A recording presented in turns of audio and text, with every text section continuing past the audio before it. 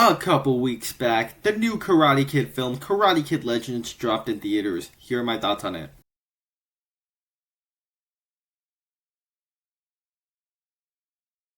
Hi, my name is Nathan, and I like to talk about a lot of movies on this channel. If you're new here, down below in the comment section, share what you thought of Karate Kid Legends over on my channel. I have more content like this. Check those out once this video is over. And as you probably read from the title, this is a spoiler review. It was actually initially intended to be a spoiler breakdown, like a full breakdown of the entire movie, but I just don't feel that I want to talk for that long about this particular movie, but I feel like I do need to get into spoilers in order to fully establish what worked for me about the movie and what didn't, and there's going to be a lot on the what didn't section, and I feel like I need to get into spoilers in order to fully review this film properly. So this is your spoiler warning right here, as well as the title of this video. Down below in the comment section, like I said, just spoil away, doesn't matter. And with all that said, let's just get straight into the review. With this one, I'm just gonna straight away talk about this movie, and I'm just gonna say straight out, I didn't really think that this movie worked pretty much at all. This probably, having a week's time to reflect on this film, probably the weakest of the Karate Kid films to me. And the very simple reason for that is that this film did not understand the franchise properly.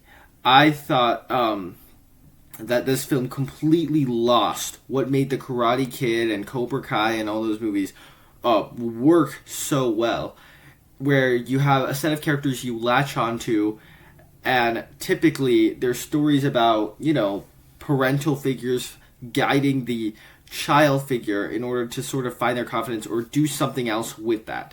So the original Karate Kid plays that classically. Cobra Kai kind of does an entirely new spin on that, and they've kind of always been about that. And I'm not saying that you have to just do the same exact formula again, but these mentor figures and these child figures, like, connecting with each other, kind of have always been throughout the franchise. You could do something entirely different, like Karate Kids 2 and 3, do something a little bit different. Karate Kid 2 being in Okinawa, and we're learning about Mr. Miyagi, and Karate Kid 3 is kind of, it's not the original, but it's taken to more over-the-top lengths, and Mr. Miyagi being the skeptical mentor. You could do something new, interesting, and different with this franchise. But I feel like this movie didn't start off as a Karate Kid movie. It started off as a completely different thing that was kind of similar to Karate Kid, and they just converted it to Karate Kid at the last second. So you'll notice that in the trailers and in the posters and everything that Jackie Chan is Mr. Han, Daniel LaRusso, Ralph Macchio are all over the posters. They are all over the trailers for this movie. They're all over the marketing on this thing. And both of them, especially Ralph Macchio, are barely in this movie.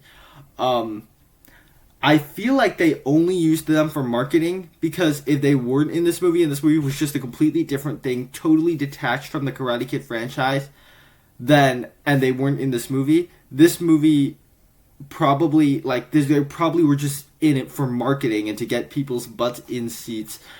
But they are barely in this movie. Ralph Macchio as Daniel doesn't even appear until the last maybe 10% of the movie, maybe 15% of the movie, because it's a pretty short movie.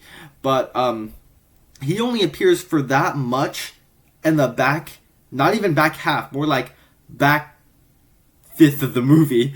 And even Jackie Chan is barely in it. He appears here and there in glimpses and stuff, shows up at the end a little bit, but he's also just not in it that much. The main storyline is about our lead character Lee, as he moves to New York, and it kind of just plays out the same Karate Kid template at first, and then transitions into this completely different thing, and then kind of does a little bit of Karate Kid at the end.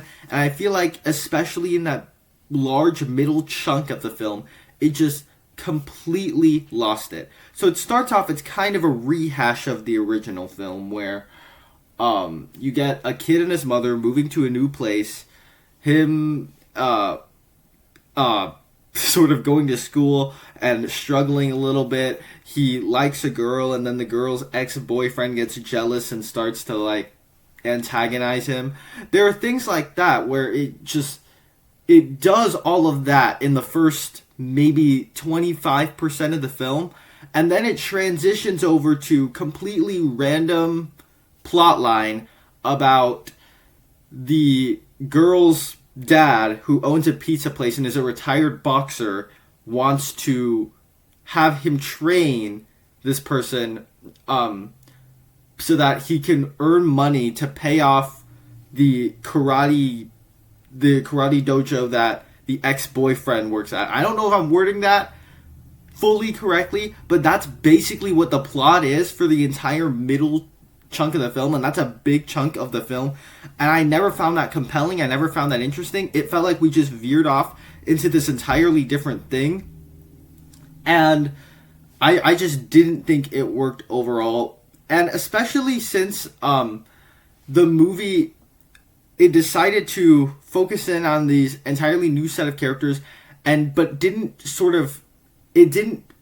get the time to develop any of them. So we get our pizza boxer guy he retired from boxing in order to run a pizza place because his daughter was born, but for some reason owes money to a karate dojo that's kind of discount Cobra Kai. And it's never explained why this conflict is here, why he owes money, why he needs to participate in this boxing match to get the money. It's just never explained. It's never developed here.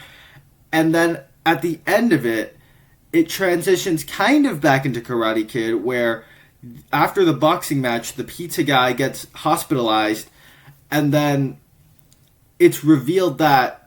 later on it's revealed that Lee, sort of in a flashback, his brother was killed in like an alley by a bunch of thugs, and he failed to stop them.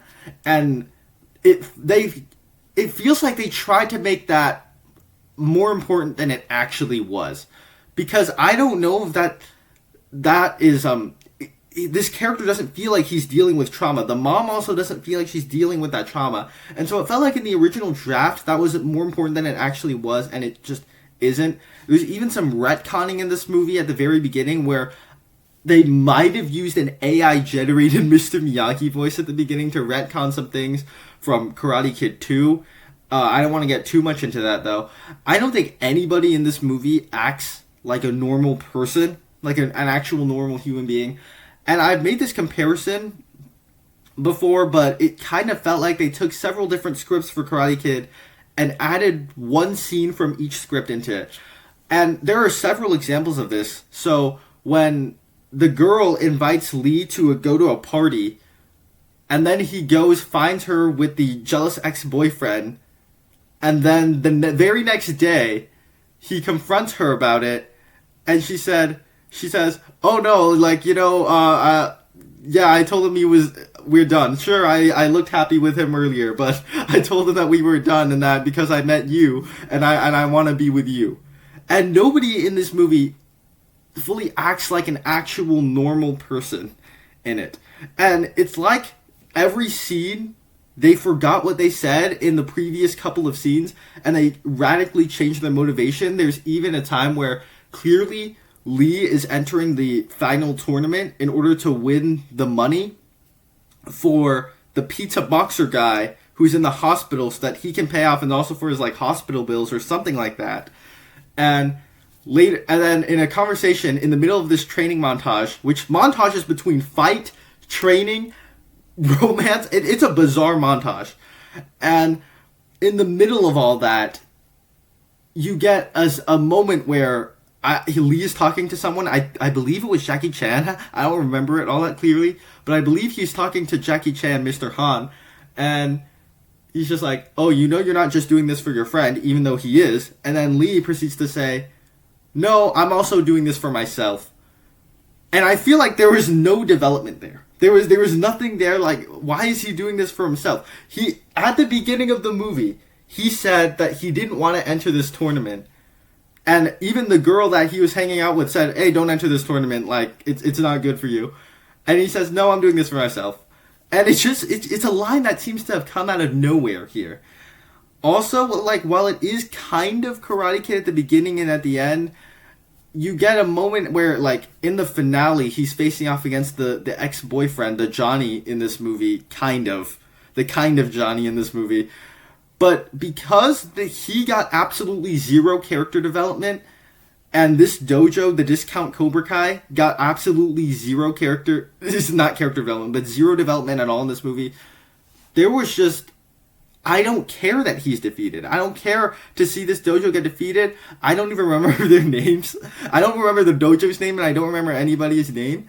And they don't provide that intimidating of a presence for me to actually care that they get defeated by the end of this movie, in which case you get a fight, and you get the defeat, and there's a moment where, right after the fight, the ex-boyfriend decides to go and attack Lee right after he won, and then Lee easily overpowers him, and then he looks like he's about to kill him, which I don't understand. It looked like, what was going on in this movie? Like, it looked like he was about to kill the ex-boyfriend and, like, hospitalize him, which that wasn't, if there was supposed to be some sort of message that, like, there's a dark side to this kid that he doesn't want to inflict upon other people. If there was something going on in that movie that I completely missed, please let me know down below in the comment section, but I'm pretty sure there wasn't. And then he looks up at Jackie Chan and he, like, nods like this. Like, no, don't do it. And then he like, punches right next to him, kind of like ripping off Karate Kid 2 with the nose honk thing. It's just, it's bizarre. It feels like they took a draft from a completely different script for this movie and plopped it in here. And there's just, the finale itself is just so weird in its settings and in its style, where the tournament is essentially just a street tournament. It's like the Rocky V of Karate Kid final fights, where they're on the streets inside of parking lots. The final fight with the ex-boyfriend is on top of a skyscraper. It's a bizarre final fight. And the final fight is more like a montage, where it montages through training to Benson Boone's new song, and also him reconnecting with that girl, because, like, that girl gets angry at him for some reason. Maybe I should have done a spoiler breakdown of this. Like, there are so many scenes in here that I didn't even mention. And then it also montages between, like, Jackie Chan and Daniel LaRusso kind of, like, bickering over which karate style is better, with another fight, and then Jackie Chan and Daniel fighting some dude during the fight. Like, it's a bizarre montage. It's a really bizarre montage, and that's essentially what the last 6 minutes of this movie were.